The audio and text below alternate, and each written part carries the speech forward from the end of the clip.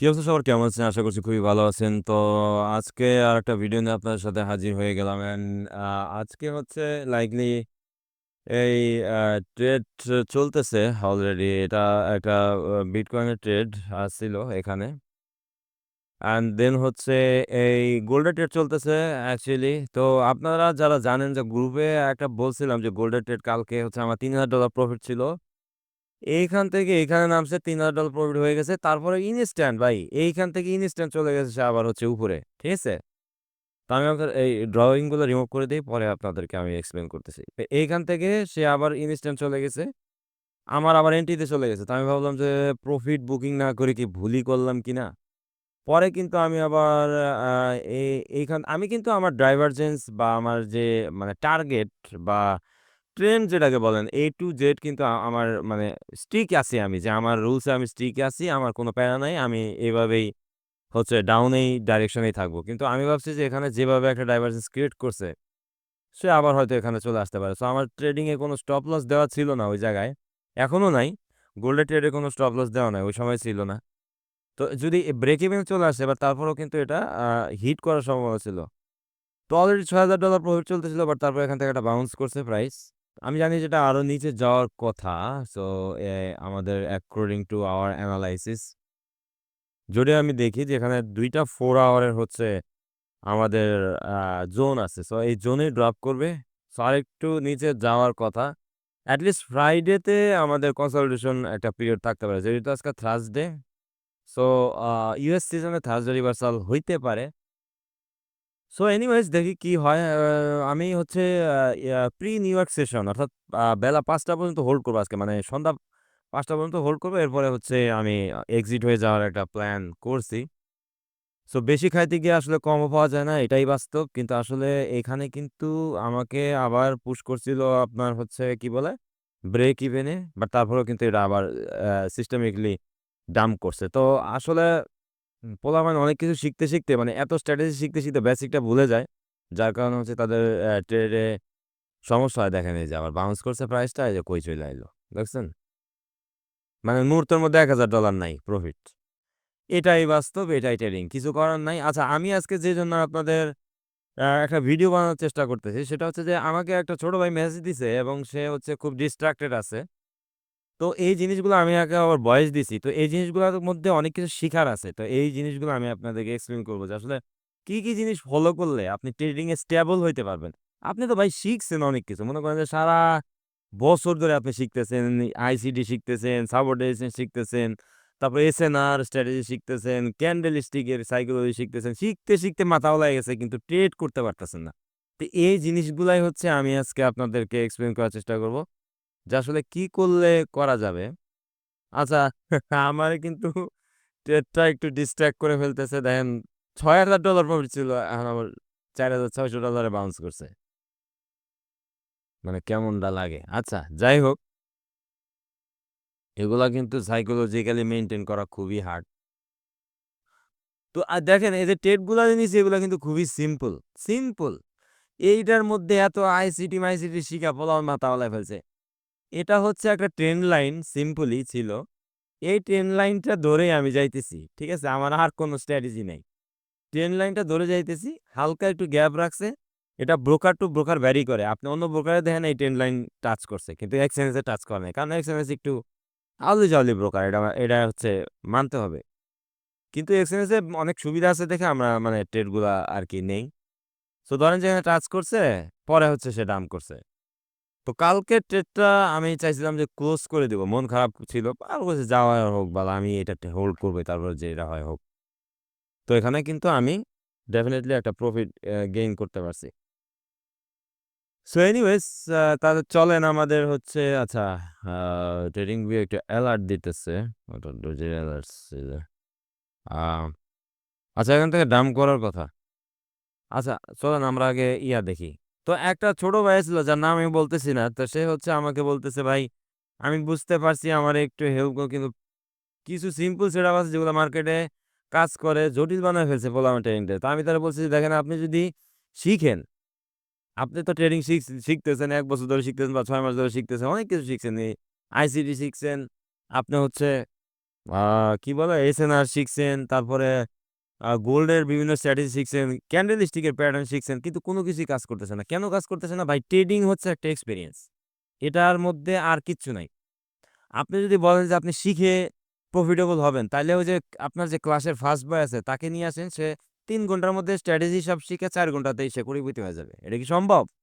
কোনোদিনই সম্ভব না। ট্রেডিং হচ্ছে যে এক্সপেরিয়েন্স, এটা হচ্ছে আপনার ইমোশন এবং নলেজের মধ্যে একটা প্রপার ব্যালেন্স, যেটা যদি আপনি করতে পারেন তাইলে আপনি ট্রেডিং থেকে খুব ভালো কিছু করতে পারবেন। আদারওয়াইজ এটা কখনোই সম্ভব না। আপনার প্রচুর নলেজ আছে, আমি মানছি, প্রচুর নলেজ। ২০ বছর ধরে আপনি মার্কেটে আছেন। আপনি অনেক কিছু জানেন, অনেক কিছু শিখছেন। মার্কেট সম্পর্কে বেঁচে খেয়ে ফেলছেন। কিন্তু তারপরও আপনি ট্রেড করতে পারতেছেন না। কেন? ওয়াই? বিকজ আপনার ইমোশনাল ব্যালেন্স কম। আপনি ইমোশনাল ব্যালেন্স নাই। মানুষ রিস্ক নিতে চায় না। মানুষ চায় যে রিস্ক আমরা নিব না। কারণ আমাদের ব্রেইনের একটা কোষ আছে, সেরিবেলিয়াম বলে এটাকে। এই কোষটা হচ্ছে আপনার, যখন আপনি একটা ধরেন যে আপনার একটা ক্ষতি হয়ে গেছে বা আপনার একটা ক্ষতি হবে, এরকম একটা মানে চিন্তায় আছে আপনি, তখন ব্রেইন ওটা আর করতে চায় না। আমাদের ব্রেইন ওটা আর করতে চায় না। সে বলে কি যে, "না, আমি ওটা আর করব না। আমি আমি এই প্যারা নিতে পারব না।" ঠিক আছে? ইমোশনাল ব্যালেন্সটা কিন্তু এটাই। যেমন ধরেন আপনি কিন্তু অনেকবার চিন্তা করছেন যে আপনি ট্রেড নিবেন, এন্ট্রি নিবেন। অনেকে আছে এরকম। কিন্তু এন্ট্রি নেওয়ার বেলায় প্যারালাইজড হয়ে যায়। কেন? কারণ তার ব্রেইন ওটা আর নিতে চাইতেছে না। আবার অনেকে ইমোশনাল ইমব্যালেন্স হয়ে লস করে কিভাবে? যে সে ট্রেড নিছে, লস করছে, তার পরবর্তী ৫ মিনিটে আবার কোন প্রকার এনালাইসিস ছাড়া একটা রেভেন্স ট্রেড নিয়ে নিছে। তারপরে সে আবার লস করছে। এটা পরে আসতেছি। এটা সম্পর্কেও বলব। তো আমি তারে ওইটাই বললাম যে, দেখেন, আপনি যদি শিখেন, আপনি ধরেন শিখতেছেন, আপনি যদি ১ ঘন্টা কোর্স করেন, আপনার ৩ ঘন্টা চার্ট দেখা উচিত। এক্সপেরিয়েন্স মানুষ হয় কিভাবে? একটা জিনিস দেখতে, দেখতে, শিখতে, শিখতে, নাকি? এখন আপনি যদি একটা জিনিস নাই দেখেন নিজের হাতে এরকম করে, করে, খুঁটে, খুঁটে যদি নাই দেখেন, তাইলে আপনি এটার এক্সপেরিয়েন্স হবে কিভাবে আপনার? আপনাকে তো একটা জিনিস করতে হবে। যেমন ধরেন যে এখানে একটা এসএনআর আছে, আমি এখানে একটা এসএনআর ড্র করলাম। কিন্তু কোর্সের মধ্যে কেউ একজন বলে দিতেছে যে এখানে একটা এসএনআর আছে, এটা এভাবে ড্র। ওই দেখা আর নিজের করা ভাই আকাশ পাতাল তফাৎ, বুঝছেন? এইগুলা হচ্ছে আপনাকে নিজের করতে হবে। নিজের করলে আপনি ওইখান থেকে ভালো একটা কিছু করা সম্ভব। তো আপনাকে, যদি আপনি ১ ঘন্টা শিখেন, আপনার ৩ ঘন্টা চার্ট দেখা উচিত। এটা হইতেছে একটা প্রপার ওয়ে একটা জিনিস প্র্যাকটিস করার। ঠিক আছে? প্র্যাকটিস বলতে কি বোঝায়? যে আমাকে একটা জিনিস করতে হবে। অনেকে আছে কোর্স দেখে এরপরে এসে টেট করা শুরু করে। এটা তো কোনদিন সম্ভব না ভাই। এটা করলে আপনারা পুরা, মানে কি বলবো, নিজের পিছনে নিজেই বাস। ওকে। তো তাকে বয়স বলার পর সে বলছে, "ঠিক আছে ভাই, আজকে থেকে ১ মাস এটাই করব।" তারপর আবার মেসেজ দিছে, "ভাই, আমার সাইকোলজি ইমোশনটা খুব ঠিক করতে পারতেছি না। খুব প্যারা লাগতেছে। ১৫০ ডিপোজিট করেছিলাম ১ সপ্তাহে। সুন্দর সেটআপে ট্রেড করলাম। শনি রবিবারে প্যারা উঠলো, 0 করে ফেললাম অ্যাকাউন্ট।" দেখছেন? এই যে ইমোশনাল ইমব্যালেন্স হারায় ফেলছে।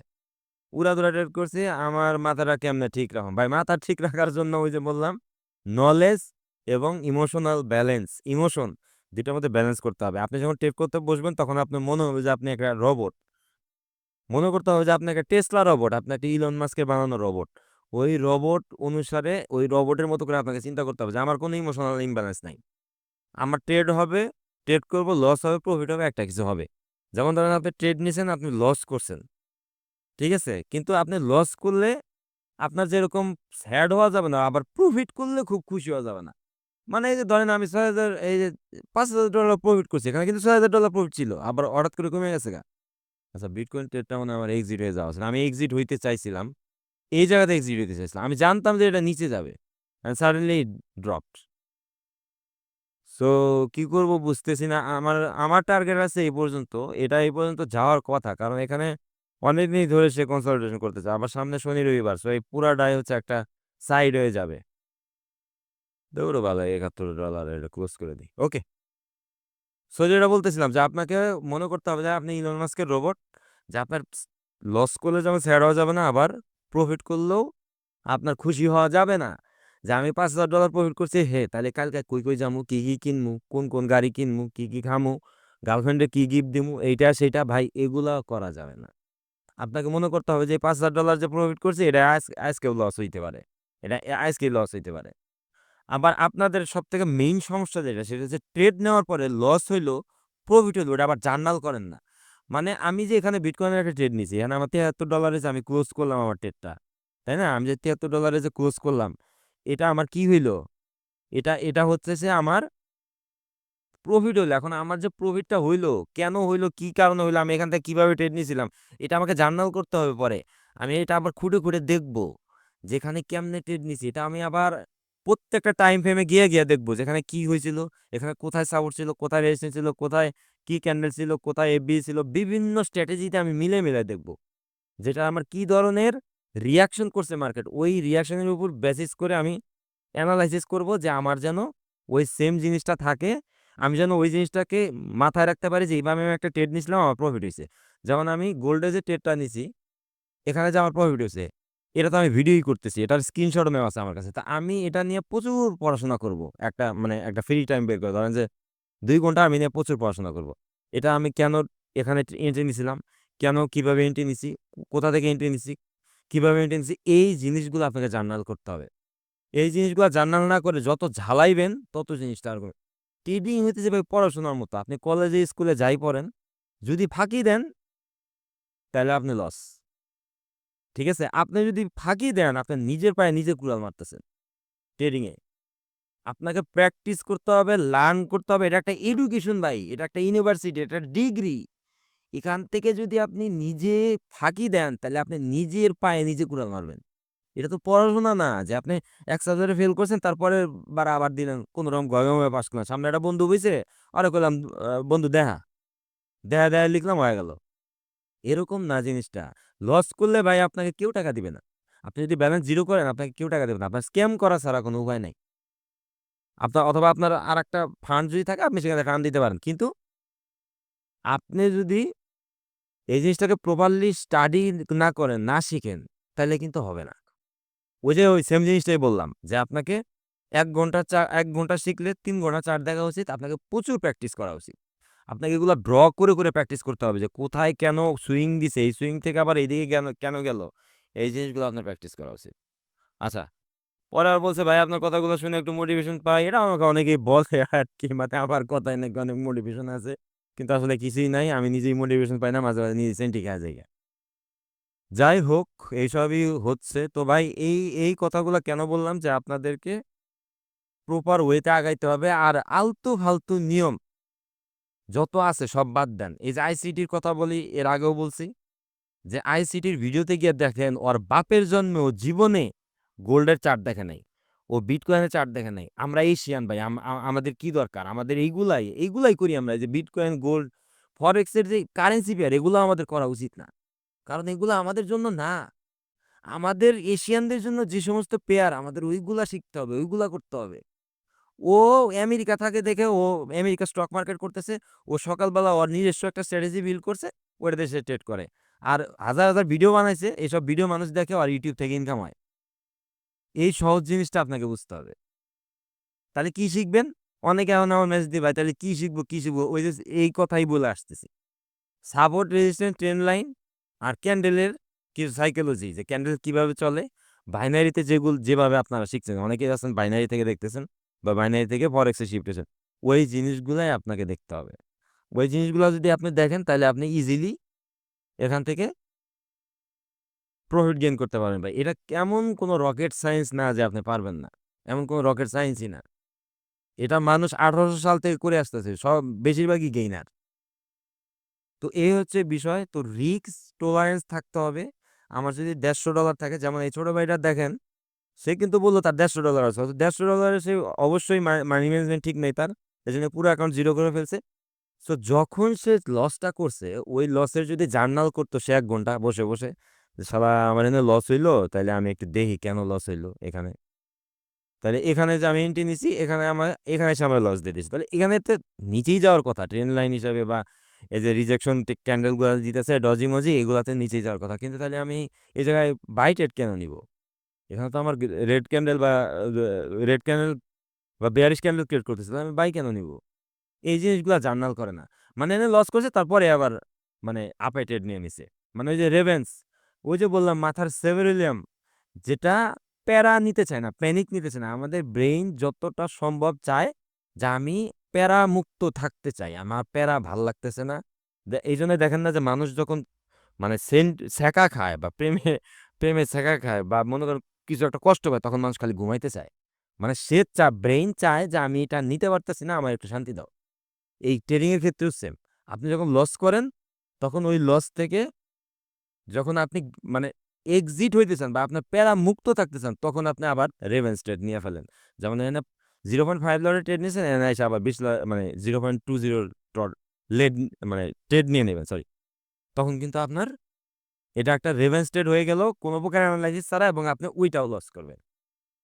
এটা বাইনারি দিয়ে মার্টিঙ্গেলে যেমন মানুষ লস করে ওই সেম জিনিসটাই। ঠিক আছে? তো এইগুলা করবেন না।